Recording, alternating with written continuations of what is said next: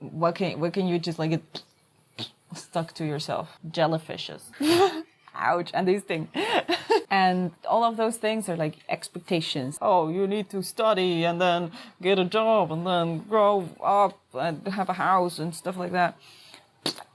What you do by freeing yourself up and finding, oh, that's a jellyfish, you throw it, return it to the ocean so it's free and happy. And all of a sudden, you're being able to breathe better. And you interact with life in a more pure way, not the one that is completely covered by all of these expectations and stories. Welcome to a new episode of Better Together. And as you might have known, if that's not your first episode, then we always go really deep into topics. And that's awesome, we love it, but it can also have a downside. The downside of just not being able to relax and letting go of things. Always like just going in and trying to analyze everything. It's fun, we enjoy it, but it can also be difficult. So today's episode is how we can balance going deep and at the same time also having fun, like being in play mode. Yeah. And actually this episode is inspired by our first hater. Sure, yeah. Because we posted a YouTube clip of, I don't know, 20 seconds? Yeah, it was 30 seconds of Avatar, of like just what we feel when we watched Avatar. Yeah. And then two people actually, were saying, it's just a movie. Like, it's an alright movie. Why do you have to be so deep? Why do you have to make it such a big deal? And we were like, oh, this is not normal. We really needed the reflection from somebody that is not living that life that we have to realize, oh, we actually analyze everything to an extent that it's not normal. And we like it. We enjoy it. So when the comment happened, we first realized, you realized at night, and we were about to go to sleep, and I was already checked out. I wasn't in business mode or in any type of mode that would be helpful for the situation. And when I heard that, I took it slightly personal. It's like the first time that we get an attack, let's say. It's not even an attack. Just not having the same direction or opinion or perspective as we have, I think, in most cases. And somebody actually saying that now out loud. Yeah. So in that moment, it was like, okay, how do we deal with the situation? And also this wake-up call of, what? Mm-hmm. Isn't everybody as deep and going as deep with everything? Yeah, so, I think for the context, we've been traveling for the last 12 months together, so we've been really in this bubble with ourselves.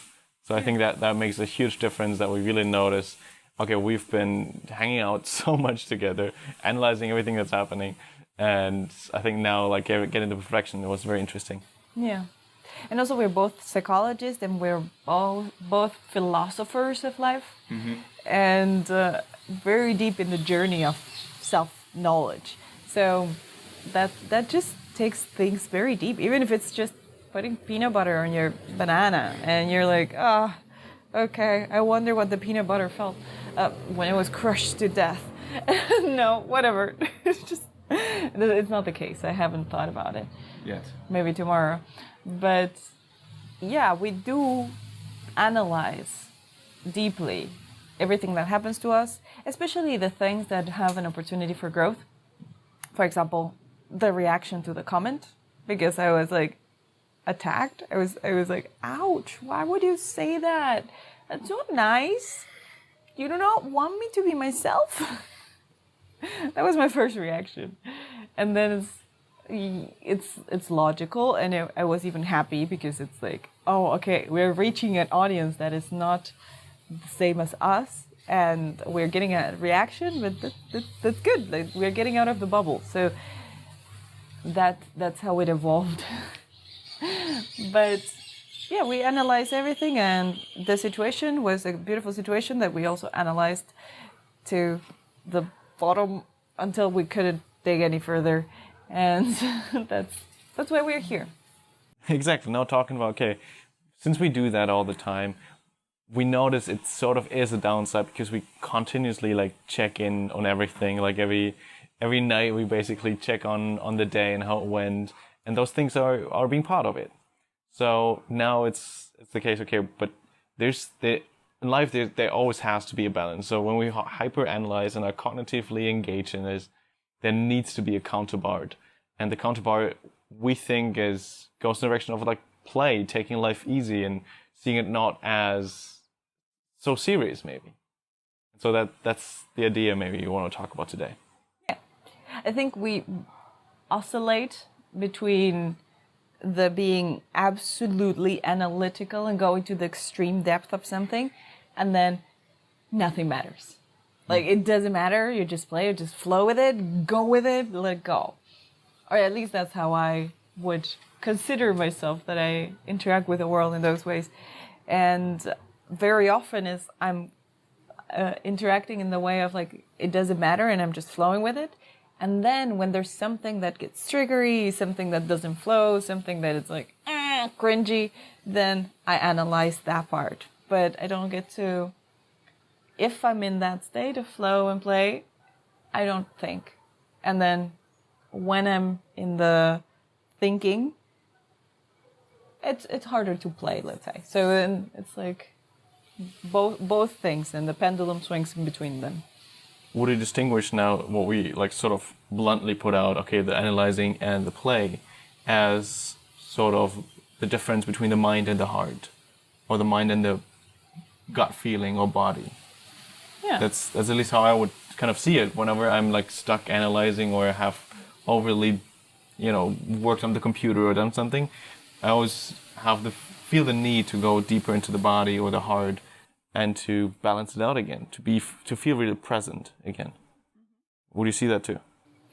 Yes, and sometimes we, in a conversation of analyzing something, we really go with the body too. I have to explain that one a bit more. So we start talking about a train of thought, and then we start feeling something about it. And then it's like, I feel resistance, I feel weird. Let's put an example. Let's say a friend that it's no longer a friend. So I had a situation with a person that was in my life that I was like, oh, well, this person doesn't feel right. So then we had a conversation, and whenever I would think of continuing the friendship and being like, okay, maybe we can do this or that, and maybe we can arrange, it would feel icky in my stomach. It would feel like, no, that's not it. So in the analyzing, there's also this conversation that happens with the body that is informing where the conversation goes. So sometimes the body is part of the conversation, even in the analysis, because the body gives cues of how do you really feel about this. But the analysis, at least for me, really happens in the mind, that we're trying to connect those pieces, and like it is an analytical process to see those parts, I think. And also when I noticed that when we went into analyzing those things, it is so nice to just go out in nature and just, let thoughts go and flow and just come back to just feeling the nature around, just to really balance it and let it sink in. Because like quite often also what I had in the workshops, when I went there for like, I don't know, when you go to 6-7 hours in a workshop, you get information, you have maybe also interactions, then it needs days to integrate it, to really understand what's happening. Because you get it cognitively in the moment, but then to really understand it, it needs to sort of sink in. And I feel that's what's happening when you shift to the other extreme, to the body, to the heart, or whatever you want to call it. So you're saying that there's a time to integrate. Yeah. Beyond the analysis or after. Analysis. I would say, for example, with Avatar, we weren't thinking, we weren't analyzing while we were watching it, and we were just feeling and experiencing things. And then some things got glued into our memory of like, okay, this is important, or this is really emotional, this is deep as fuck, whatever it was. And then we could go back to it and analyze it. But in the moment, we're just feeling it. So there's a dance that's happening now that we're talking about it, that between the flowing and the analyzing, and the mind and the body, that doesn't necessarily get compartmentalized in our experience. Now I think recording a podcast is a perfect example, because I'm constantly trying to be in the moment, in the conversation with you, fully immersed, and at the same time like meta thinking about, oh, how is this podcast going, or which direction do I want to guide it? That's happening all the time, continuously. And this is like I find it a nice interplay, and a difficult thing, I think, between being fully present and yet being aware of what's happening from a third person perspective. Mm-hmm. How does it feel when we are fully in play, fully in another mode that is not analytical? I feel like it's quite often the judgment factor that comes in, like the narrator factor, the narrator that sort of says, oh, this is happening now, and is sort of judging it in a way of when, for example, for me, one is dancing. I'm super aware of when I do movements and how that is happening, because I'm a little bit self-conscious in that area. And when I'm getting into a state where I do not care about whatever movement I'm doing, just my body is just doing things, but I'm not cognitively thinking about what would look good, what would be cool, then that's a state of flow for me in that specific situation. I think that can be applied in other areas as well, when I'm not thinking about making things right or wrong, going with whatever's happening. How's that for you? I think I have a similar experience, that I had a lot of iterations to become freer and freer and freer. So, for example, with the dancing, as you say, as a Latina, I was taught that when you dance, you have to be hot. Maybe not everybody thought that, but it was at least what the message that I got from the environment. And I could not do like funky moves and random shit. And this limited my expression to only moving my hips, or to only having certain hand movements that would be sexy.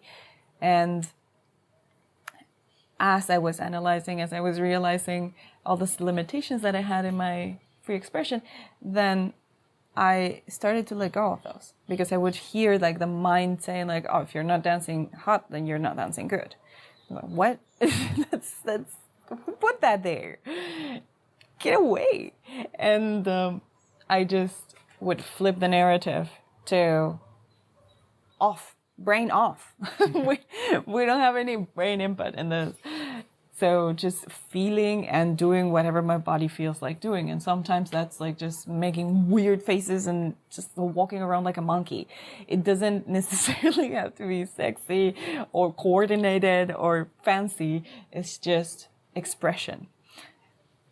And I think that's one of the biggest gifts I have given myself, to find the places where I'm not free, where there's a narrative, there's a story that it's keeping me stuck and tiny and like moving in a certain pattern, and deleting that part. Why do you think that's so important? Because we talk a lot about authenticity, and authenticity can only be achieved when you are taking away all the narratives and all the blockages that are in between who you really are and your truest expression. So who you really are is within, you're born with it. We talked about how children express who they really are, and it's just like this set of preferences and ways where you express yourself, and then life happens, and there's things that get in the middle. Like it could be your parents' expectations that they tell you, don't sit like that, don't walk like that, don't talk like that. And then you start suppressing your true self, your authenticity. And your true expression becomes then tainted by those things that are in the middle, those blockages. Let's put an image to it. It's like you are getting, what can you just like get stuck to yourself? Jellyfishes. Ouch. And these things. just a bunch of jellyfishes, and they probably make a nice sound when you just like get them. And all of those things are like expectations and things that you get from society that, oh, you need to study and then get a job and then grow up and have a house and stuff like that. All those things. So then your truest expression cannot really come through because it's like stuck in between this jellyfish. And what you do by freeing yourself up and finding, oh, that's a jellyfish, you throw it, return it to the ocean so it's free and happy. Okay. And you take it out, and you take it out, you take it out. Then the thing that's within you, the thing that wants to be expressed, has a pathway out. And all of a sudden, you're being able to breathe better. And you interact with life in a more pure way, not the one that is completely covered by all of these expectations and stories that you have gathered through time. Okay, let me guess. The way to get rid of those jellyfish is sort of by exploring your own needs, whatever you feel drawn towards. Maybe also getting out of your comfort zone, so expanding like the possibilities that you have to, for example, dance moves in all directions in order to find your true expression of it. And the same way as in the job that you want to have, the expression of lifestyle that we want to have, just exploring different ones, and then being able to like choose the one you actually want. So is that was my guess to getting the jellyfish basically off you, just exploring different areas despite of the narrative that you have maybe in your mind, and then being able to like choose eventually freely which one you want without the judgment from society, from your parents, or even from yourself. I think the choosing is beyond the expression. Like the expression is like it's happening before, and then when you're expressing yourself, eventually you will get to know who you are, and then you make choices based on that. But I think the truest expression is manifested initially as this pull towards something where you are drawn towards a certain dance technique, or you're drawn to the art, the performing arts. You're drawn to studying a language. You're just drawn, and you can easily suppress it. Like when it's just bodying, when it's just a tiny thing that it's within your consciousness, and it's like, oh, it would be nice to do that. You can shut it off. You just like put a jellyfish on top of it. It's fine. It goes away. But when you feel those things and then you lean in, then you might be like, oh, there's a jellyfish between me and that, because I'm not good at learning languages, because I cannot move my body properly, because I have to do what my parents say and be an engineer. So then usually you can find the jellyfish because you have an authentic desire to do something, but then it gets suppressed because of the stories and the expectations. And you're like, no, yeah, I cannot really express myself that way. I see it a lot with money, that people suppress their want to have money because they think it's bad. It's a bad thing. And I don't want that. And that's not what I'm interested in. And like they have all of the stories around because either they pick them up from society, that like, oh, rich people are assholes, or they picked it up from their parents. Either way, they have a story in there. Yeah. And that story is that if you get money, you are a vain person, that you only care about material things and stuff like that. And you don't know. You don't know if that's the case. Maybe if you remove the jellyfish, you're like, oh, I actually would like to have a lot of money so I can build a school in the middle of the Amazonian jungle. And that's it.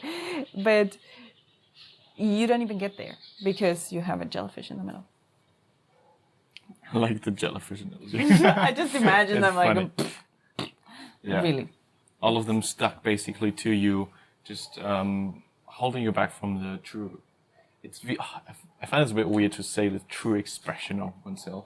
It sounds a bit fuzzy, but I think it's just having the freedom to explore different areas that you want to go into, like that you feel drawn to. Yeah.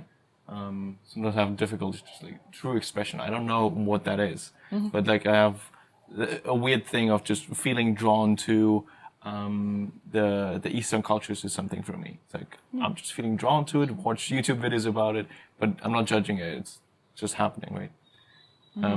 That's for me at least a true expression. For you too, is that similar? Yes.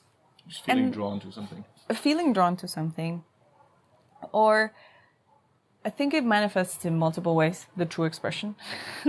The true expression is also creativity and being able to just get out of your system emotions that you have, stories that you have accumulated through painting, through dancing. It can also be telling stories and creating characters. It can also be building a business because you really feel drawn to creating a business venture that solves a certain problem in society. So I think it can take many, many shapes, and the secret behind it is the bliss and being drawn to something. This is what Joseph Campbell would say: follow your bliss. Like your journey is to follow your bliss. So using bliss as a compass to start doing things. And there's no right and wrong. Like, honestly, you may be drawn to things that later you figure out, like, oh, that was definitely not it. But the point is to get moving, to get loose, to start trying new things. I think what keeps us a lot on the same track and with the jellyfish is the fear of being out of the comfort zone. Because the jellyfish has become the armor. And then this is a perfect excuse to stay always within this tiny realm of possibilities and seeing life only through the filters of the jellyfish. Wait, but I think there's an important part in there. So when you find this jellyfish as a story, for example, in your mind, when you dance, for example, you have to dance sexy. That's a story that you took at some point on as a jellyfish. And now, like, I think what happens before, you analyze what's the story, what's me, what do I actually want. Like, I think a lot of work went already into finding the separation between a story that you just put on that's not true and what you actually desire. I think that's a very difficult part that we go into quite often. A true desire, what we actually want, and a belief that's a story that we just inherited, we took on. So I think that's the first point that you do. The second point is then accepting it and sort of allowing it to be. Allowing the story to be there. Like you're not pushing it away, oh, that's terrible, I should get rid of it. But allowing it to be sort of like the compassion, oh, I took it on, it's fine that I have it. And the next step is, which is probably the most difficult one, is you actively decide to change it. And it sounded so easy when you said it. It's like, oh yeah, just put on a different, or just take off the jellyfish, or just take on a different story. Oh, every dancing that I do that's authentic is great. Like that. I got a lot of practice. Yeah, but I think if you like put it in those steps, it becomes a bit clearer. What we were talking about now, like we talked about, we wanted to start out with balancing the hyper-analyzing thing, what we're doing right now, by the way, and and the play, the fun, and what helps, I think, really go into that is when you notice that there is a belief or story holding you back from going into the play or the fun. Because it's awesome, it's fine to analyze things. I think it brings us forward and we learn a lot. But it's also important to just play and be in the present moment and just be fully immersed in whatever's happening now. And I think everything that holds us back from this natural balance, so either draws in too much into analysis, and some people also go too much into play and don't want to take anything seriously, right? And just finding out those stories, I think is so important to eventually balance it out really nicely, so you have a balanced life. At least that's what I'm going for. Yeah. And I was thinking, for example, when I have clients, how I balance the play and being present with the analyzing. Because sometimes I would just be like, oh, let's role play that thing. Or let's just get immersed in that story. Let's play this story full out. Okay, what happens if the worst case scenario were to unfold? And those cases have a sense of play, but at the same time, an awareness. Like there's presence, and in the presence and in the awareness, you are paying attention to anything that stands out. So they might react with something that it's the jellyfish, it's a story. Or they might bring up resistance or other things. And then you're like, I feel that's coming up. So okay, let's analyze that. But there's this magic that happens when you're threading the play and the analyzing that keeps you present, because you stay present, while it keeps you open for the possibilities and like letting things flow. Okay. That's super important to know that both feed off each other. Both are really important. So I think the part is that for us, it's, I think, relatively easy to go into analysis. At least for me, it's quite difficult to go into the play, back into it, even though it's as equally as important. So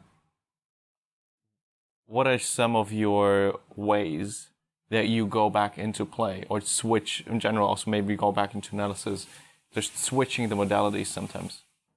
What do you do? I don't think it's very useful.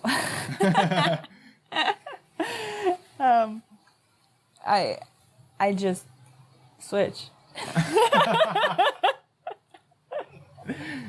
I'm like, I go to my brain and Knocking the door. no, I knock on the door and it's like, we're feeling now.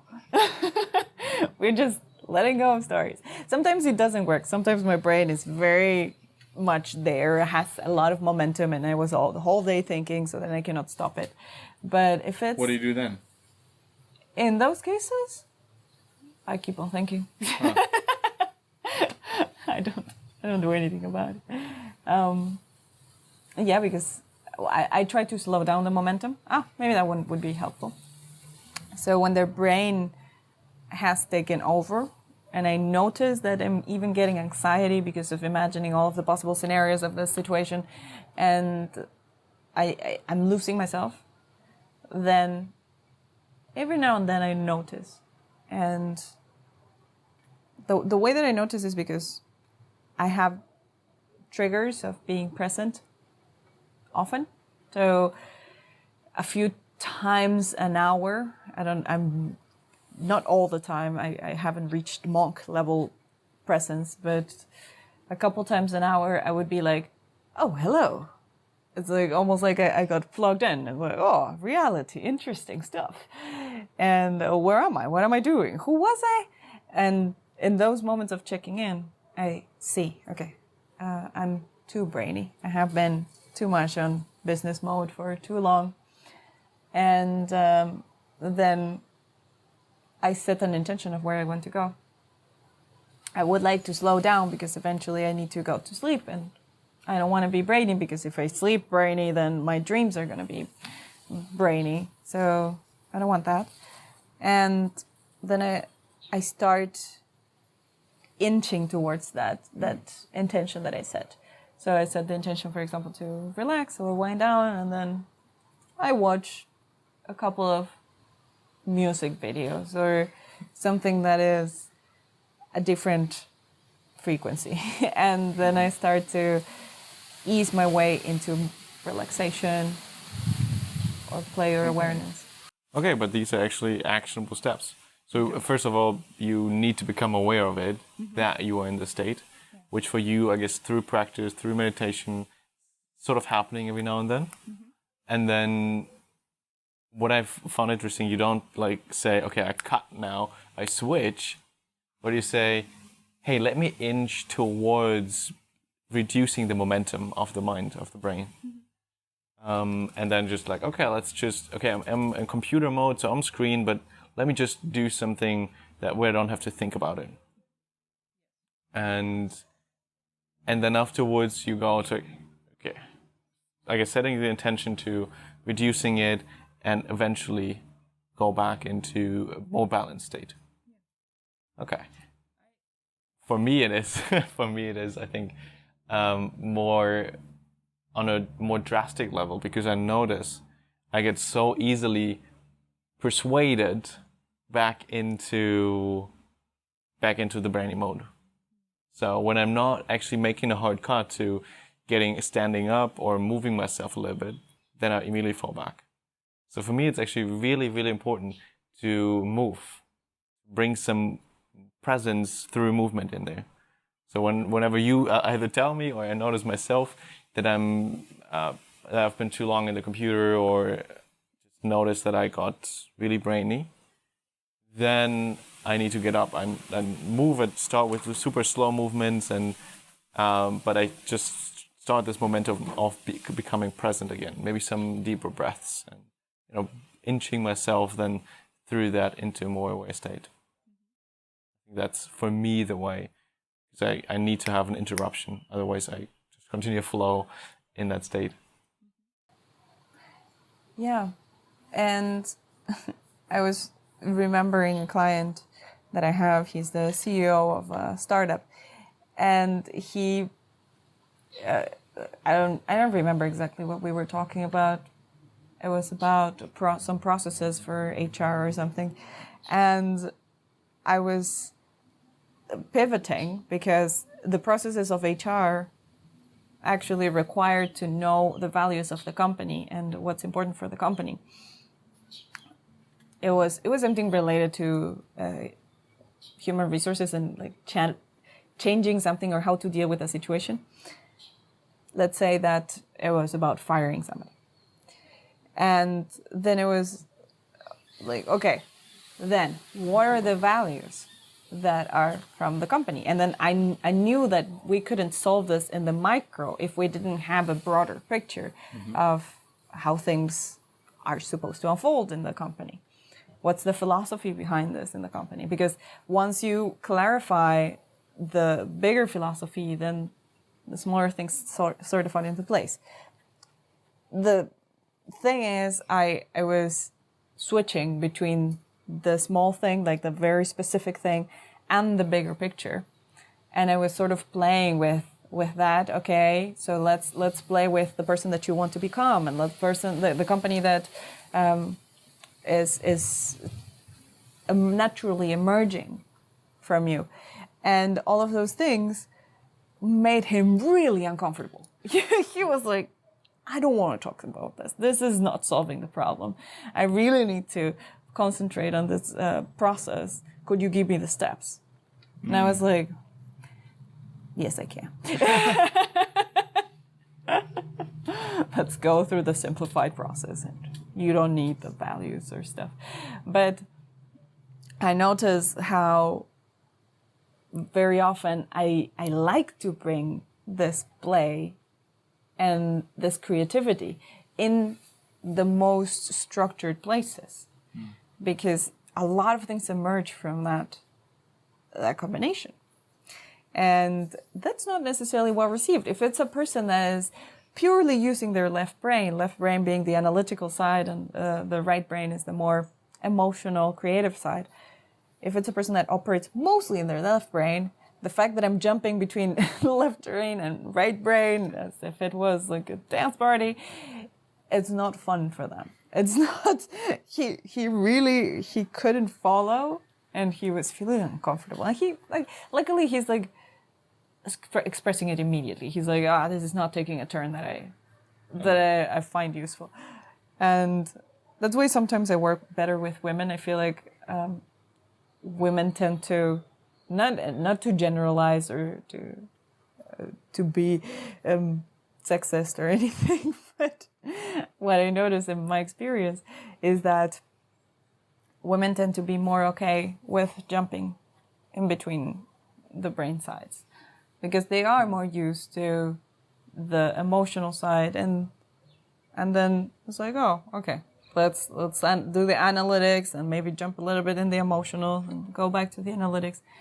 So I think those contrasts I've seen in the therapy room also help to maybe see like the differences between people, not necessarily genders, but people, and also how what for me is great fun and easy for other people is extremely uncomfortable and not doable from the get-go. Like you can train yourself in order to get there, but it's not the most common thing. No, that's something I learned by being around you for so long, to be really able to switch more easily between those modalities. I think in the beginning when we met, I was very much mostly in the brainy side. And then like you were constantly poking me in the direction of, oh, but what does it feel like? Don't you want to think bigger, like stuff like that? I was like, it was tough for me in the beginning too. So I really appreciate now having the possibility to use both modalities really to expand my perspective on things through either emotional perspective and analytical perspective. So I think that's great. Yeah. You want to add something still? While the airplane is passing. See, that's one of the things. Just acknowledging that you're living a situation right now where there's stuff going on. There's gusts of wind and hummingbirds coming by and mosquitoes that want our blood, and a plane passing by, and just being aware of that while also being aware that we're having a conversation that is highly analytical and we're going to the depth of it. So how do you play within that space? And that's the thing. You know what I just realized? Actually, I think a lot of my play comes from ADD. Oh, yes. That makes a lot of sense. Yes. Because I get bored really easily. So then I have to switch to something more rewarding, something more interesting, more entertaining. And that I might just have discovered that a lot of my cognitive flexibility is because I have ADD and I just get bored if I'm analyzing for too long. That's such an advantage. Because I can stay concentrated in an analytical brain for so long. Yeah. Yeah, I think it's different Different struggles. brain structures. Yeah. But that might make it easy for me to switch. So, if you have ADD, you're in luck. You might just have to practice the analytic part, though. Yes. Yes. And the thing with the analytics part is analytics. It's just like data analytics. I would die if I would have to work with that. No. The thing with analytical part is that usually we're analyzing things that I find incredibly engaging. And then in that case, it's not so much of a problem to pay attention. The problem is if I'm just seeing data analytics and somebody calculating the curve and the higher end and the lower end and I'm like, oh, I have absolutely no interest in what you're saying. So then that's when you see me in the background, just like looking at the sky, just like playing with my fingers. And then anything could be more entertaining. Yes, anything. And that's how I become playful in situations that are very serious, analytical, and brain-oriented. And it's not optional. No. No. Sometimes I was in the lectures in the university, and I was so bored. I was just drawing, and the teacher would ask something, and I would be completely disengaged. So yeah, because that's the flip side of the coin. The flip side, the other side of the coin. where it's easy for me to switch, but I also get bored very easily. Then, to finalize this podcast, do you have something else about the balancing act that's helping you a lot with the analytical and the flowy, playful state that you either learned over the years or that you want to share as being a super helpful tool for you? I think the most helpful thing I cannot put in words. Very great stuff. And that's it, my friends. I'll try. I'll give it a shot. It's a feeling of immediate letting go. So, for example. Okay, I have no clue either. Yes. So tell me. For example, I want to dance. And I think that if I do something like that, for the ones listening, I was just shaking frantically my hands in front of my face. If I do something like that, I look stupid. And then I just hold that I look stupid for a split second in my mind. And then, almost like if I would throw a smoke bomb, I do, and then it goes away. And then my brain is rewired to not have that thought. So, how can you do that? Magic. I don't know. Just give it a shot. Maybe it's possible. Is that what you learned in the monastery in Thailand? Is that the thing that you took from there? I was already doing it before, a lot. There, I could completely shut off my brain. I was just like, and then doing that with my whole mind. But yeah, no, I every time that I would spot something that it's unhelpful, it's like, oh, right now I'm being very contracted and I'm getting abandonment triggers and stuff like that. Okay, I identify that. Fades away. But it's like I hold it and then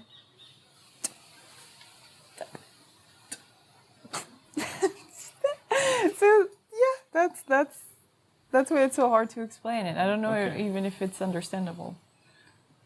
Well, it's like a balloon. Okay, maybe like a balloon that just pops. Like I just hold the balloon, look at the balloon. Oh, look, that's interesting, and then grab a needle and it's gone. Yeah, that sounds amazing. And tell me when you can teach it. But until then, I'll use my part and the way I usually do that, because I like to know. But I tend to cling on the thoughts, on the beliefs, and I cannot easily let them go. So for me, what helps me then is just go back into the present moment. Because there it gets a lot easier when I'm not in my mind so much. I think a nice trigger or nice way to figure that I'm in the mind too much, or I'm really clinging onto it, is when anxiety arises. You mentioned it very early. I wanted to say that now's the time. So when anxiety arises, then usually I'm too much in my mind. So for everybody who has problems with anxiety, try to get into your body, into movement, into some form of really getting out of the mind into the present moment. Because their anxiety usually cannot happen because we tend to connect it with being in the future with our minds. And that's anything, like of doing sports, doing like 20 push-ups until you can't, and then or just like jumping up and down or dancing or just going in nature, going for a walk, anything like that really helps me to get into this, again, freer, more open perspective into the less constricted what anxiety usually is. So that's my way of dealing with it. Yeah. We gave a lot of other tips throughout. Yeah. Hopefully that helps. Yes, I hope so. To become freer. Yeah. And less wearing a suit of jellyfish. Yeah. So, and the nice thing about that analogy is that the jellyfish, if you have a lot of jellyfish, it becomes really heavy. And then it's very hard to do a lot of things. You're very heavy, you're very constricted. And the more jellyfishes you remove from your armor, the better you will be able to move and express authentically. So yeah, highly encouraged to finding those jellyfishes that are the stories, the expectations, and everything that you've held on to through your life. And look at them and see if you want to return them to the ocean. That's it. Just returning jellyfish back to the ocean. I think thanks for watching or listening until now again. Now introducing something new. So if you liked something from this episode or parts of it, feel free to share that with somebody. I think that could be really helpful for us, but also obviously for the friend that you would like to share it with. And any way you want to interact with us on, well, TikTok, Instagram, or YouTube, feel free to do so.